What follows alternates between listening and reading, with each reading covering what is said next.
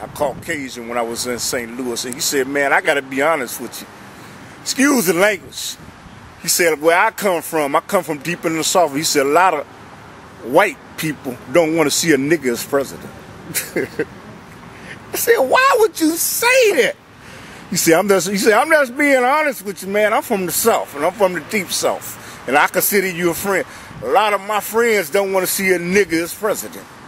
And I said, I didn't know y'all thought in terms of that. He said, well, I thought y'all was more sympathetic because Barack Obama was getting a lot of the young vote. He said, I'm talking about in the deep South, man.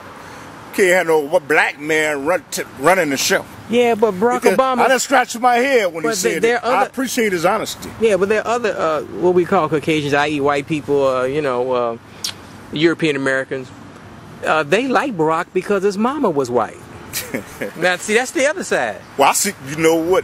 It's true, and I think Barack Obama, I think he's gonna do an all right job, but the people must not forget that there are forces that control Barack Obama, like the De Beers, the Rockefellers, the Illuminatis. And you know what? Each president doesn't have the control and power that you think that he really has. It's following the script. And what did Dr. Lee Warren say? I think presidents are chosen in Bohemian Grove, even before they get elected. Well, them the folks that pray to the big 40-foot owl out there in Northern California. I've never been there, though I'm told. He got to do a little research. It's easy to do research now on the computer. Okay, let's take a break about anything you want to talk about. This? Are you done with politics? Because this Barack thing.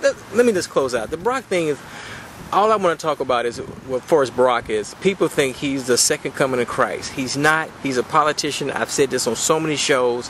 Explain to people that he's just a human being and he's a politician. That's all he is. He's going to lie. He's going to tell the people what they want to hear. Lack of character. And again, like I say, I'm going to vote for him only because I think he's the lesser of two evils. I feel that a modern day crusade is being led, and you know what? He's willing to negotiate. But he's just a politician. He's in control. He's controlled by people behind the scenes.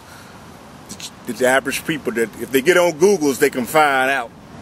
The average people don't even know anything about. I mean, they concentrating on the Bulls, the White Sox, the Los Angeles, the LA Rams, and you know what? There are things that are going on. There's a distraction. Here's a question out of left field, Clifton Bradley. What should the majority of European Americans fear the most, especially these conservative European Americans, i.e. white people? Should they fear Islam or Barack Obama? I think they should fear. That's a good question. Or the rise of Islam in the United States I think of America. They should. You know what? I think that they should fear the rise of Islam because Islam eventually is going to permeate and take over the society and take over the culture and take over the world because it's righteousness, it's truth, and it's reality.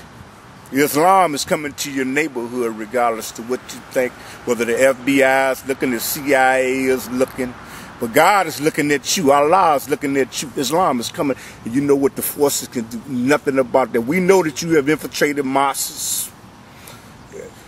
We know there may be some imams, there may be agents. We know that there are agents inside the mosques, but you cannot stop the growth of Islam. I don't care where you are, CIA, FBI, it doesn't make a difference. Because Islam is going to hold true. Praises to Allah. That's all I say. No, but Islam is supposed to be, well, I'm told it's a religion of peace. It is a religion of peace, but you know what? You have a right to repel, or to fight, or to lead a jihad. Jihad is a fight. First of all, jihad is a battle within your own self against your own weaknesses and your own shortcomings. But if somebody tries to impose something in your culture, like introducing alcohol, women walking around the way they want to, not being able to worship. And in France, I don't think some women can't wear the hijab because they introduced that to school. You know, you have a right to repel, to fight against tyrannical forces that are trying to impose their will. Yeah. And I totally agree with it. And there's other Muslims that agree with it, but you know what? They won't come on television and talk about it because they're scared of force. The thing I really fear is Allah.